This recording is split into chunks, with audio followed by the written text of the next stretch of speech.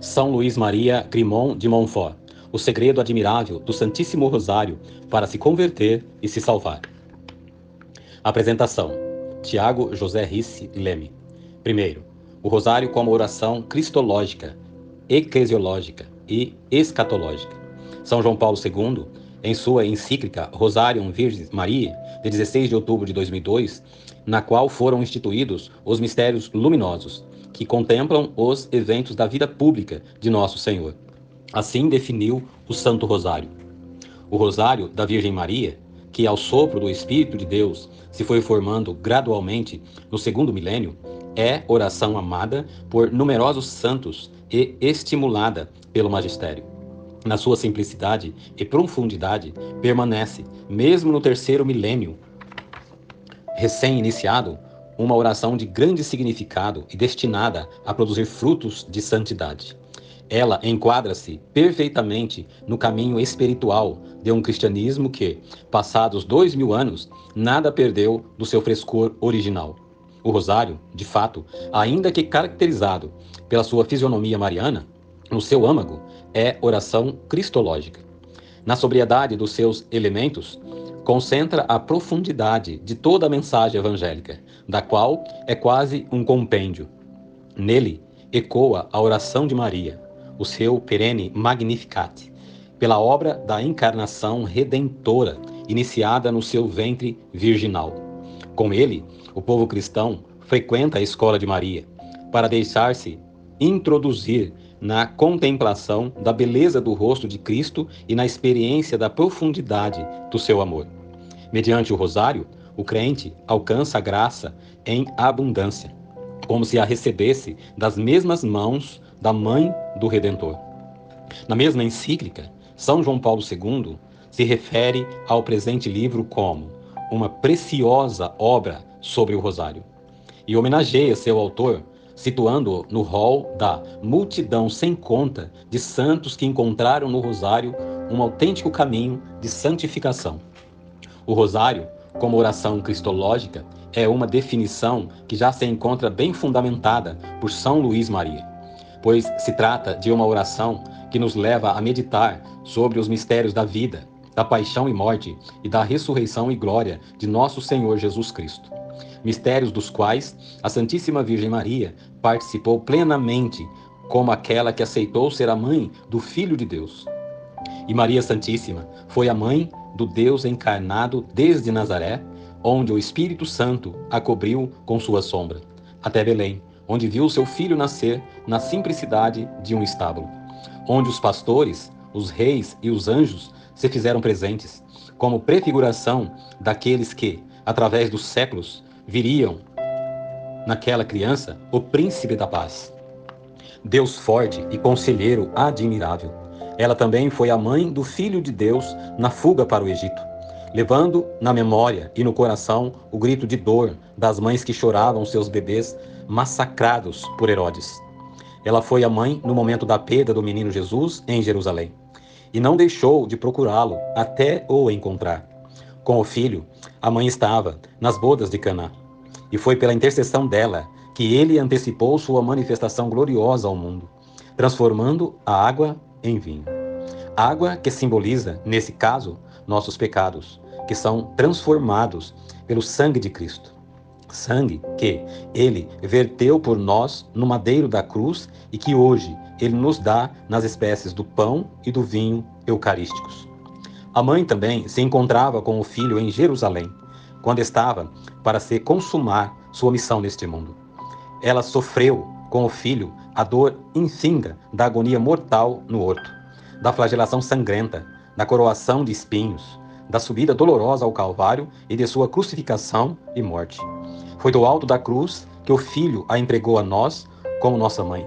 Agora que sua missão redentora se consumava no sacrifício perene e universal da cruz, quando o próprio Deus entregava a própria vida, ele também entregava sua mãe ao discípulo amado, que simbolizava e já prefigurava todos os batizados. Por estar com o Filho na vida e na morte, Maria Santíssima também está com ele na glória e, por graça dele, também ela está hoje conosco. cumprindo, junto com o Filho, a promessa que ele nos deixou antes de voltar para o Pai. Eis que estarei convosco todos os dias até o fim do mundo. Por tudo isso, a oração do Rosário é verdadeiramente uma oração cristológica, pois tem como ponto de partida e fundamento o mistério da encarnação do Senhor Jesus, e como finalidade última, prestar um louvor agradável a Deus Pai pela encarnação, ressurreição e ascensão de seu Filho, em virtude das quais a assunção e a coroação de Maria Santíssima como Rainha do céu e da terra são também motivo de grande alegria para todos os cristãos batizados, que cantam igualmente as glórias de Maria a cada saudação angélica recitada com amor e gratidão. A repetição da Ave Maria na recitação do Rosário tem, além da capacidade de nos predispor à contemplação, colocando-nos em atitude de meditação, por meio da qual nos esvaziamos de nós mesmos para sermos abrasados e preenchidos pelo Espírito de Deus. A virtude de honrar não apenas a Santíssima Virgem, mas primordialmente e, acima de tudo, a Santíssima Trindade, no louvor à encarnação do Verbo, uma vez que, pela saudação do anjo, inaugurou-se o tempo da salvação. Nesse sentido, o Rosário também consiste numa oração trinitária, conforme São Luís Maria argumenta ao definir a Ave Maria como cântico novo, dos que professam a fé em Cristo e já prefigurado pelo cântico antigo do povo hebreu ao sair da escravidão do Egito. O cântico novo é aquele que os cristãos cantam em ação de graças pela encarnação e pela redenção. Como esses prodígios foram realizados mediante a saudação do anjo, repetimos essa mesma saudação para agradecer à Santíssima Trindade por seus benefícios inestimáveis. Louvamos Deus Pai por ter tanto amado o mundo que lhe deu o seu Filho único para o salvar. Bendizemos o Filho por ter descido do céu à terra, por ter se feito homem e por nos ter resgatado. Glorificamos o Espírito Santo por ter formado no seio da Santíssima Virgem esse corpo tão puro, que foi a vítima por nossos pecados. É nesse espírito de reconhecimento que devemos recitar a saudação do anjo, produzindo atos de fé, esperança, amor e ações de graças pela grande obra de nossa salvação. Em tal perspectiva de uma oração cristológica e, portanto, cristocêntrica, mas também trinitária, São Luís Maria enumera como 5 os objetivos principais do Santo Rosário. Primeira, honrar as 3 pessoas da Santíssima Trindade. Segunda, honrar a vida, a morte e a glória de Jesus. Terceira, imitar a Igreja triunfante, auxiliar a Igreja militante e aliviar a Igreja padecente. Quarta, imitar as 3 partes dos Salmos, sendo a primeira relativa à via purgativa, a segunda a via iluminativa e a terceira a via unitiva. Quinta, encher-nos de graças durante a vida, de paz na hora da morte e de glória na eternidade. Como podemos ver, no terceiro ponto acima elencado, o Santo Rosário possui ainda uma dimensão eclesiológica e mesmo escatológica. Eclesiológica porque nos une a toda a Igreja, principalmente a Igreja militante, dos fiéis que ainda caminham neste mundo de incertezas e tribulação, muitas vezes passando pelo vale de lágrimas e fazendo de fato a experiência do desterro. Para ambas as experiências, a do desterro e a do vale de lágrimas, a oração que coroa e conclui o Santo Rosário representa um alento, um refrigério, uma força fundamentada no amor maternal da Rainha da Consolação e Nossa Senhora do Desterro. O Santo Rosário também nos une à Igreja padecente, dos fiéis que se purificam no purgatório. São Luís Maria se refere com muita insistência, munido de relatos históricos, documentados, dentre os quais as crônicas da vida de São Domingos, a eficácia do Rosário para conduzir as almas do purgatório à luz eterna. A dimensão escatológica, por excelência, do Santo Rosário está ligada ao fato de também nos unirmos à Igreja dos que já se encontram na glória, como o bom ladrão, a quem o Senhor prometeu, do alto da cruz, o festim dos redimidos, quando estivesse em seu reino. Assim, São Luís Maria insiste na importância de rezar o rosário em família ou em comunidade, apoiado nas próprias palavras do Senhor, que prometeu estar presente entre nós quando estivermos reunidos em seu nome, de modo que, estando ele presente entre nós, ele será tudo em todos. Também o céu se faz presente em nosso meio. A história do Santo Rosário e sua configuração, como a conhecemos hoje, estão ligadas à aparição de Nossa Senhora a São Domingos de Gusmão, de 1170 a 1221, o pai fundador da Ordem dos Frades, pregadores e grande apóstolo do Rosário.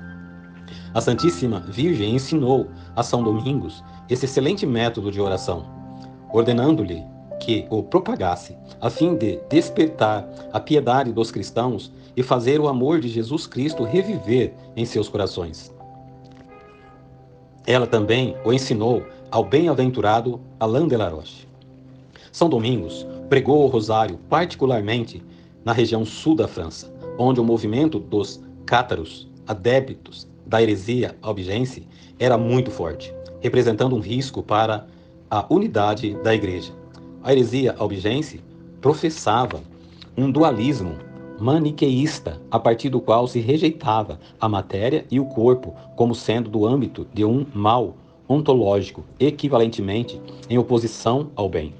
Uma das implicações dessa visão de mundo era a desconfiança em relação a tudo o que fosse corpóreo, inclusive aos sacramentos.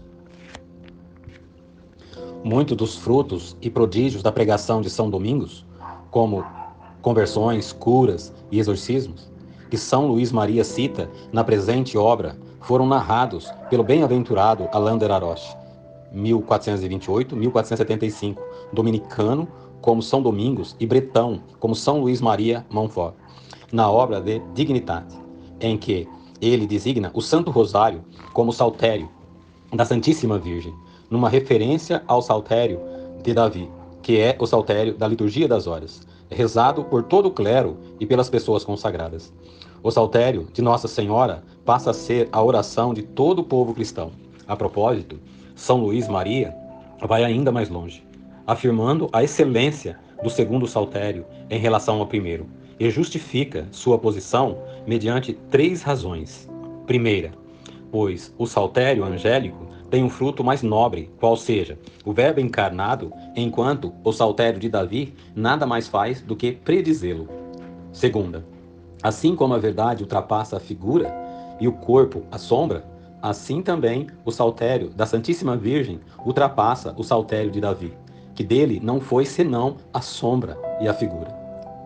Terceira, pois a Santíssima Trindade imediatamente constitui o saltério da Santíssima Virgem ou o rosário do Pai Nosso e da Ave Maria.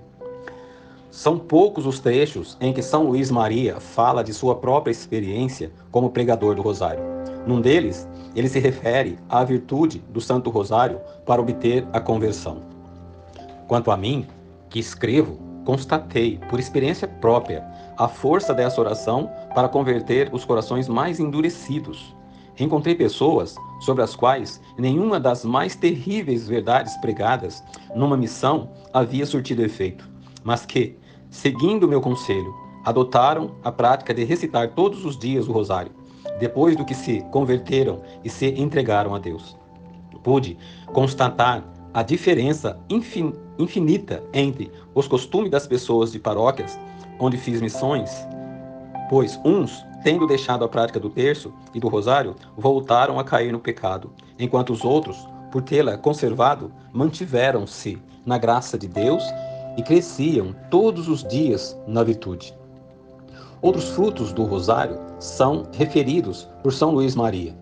Não podemos deixar de citar os que ele transcreve em latim, a partir de Alain de la Roche, sem tradução na edição francesa.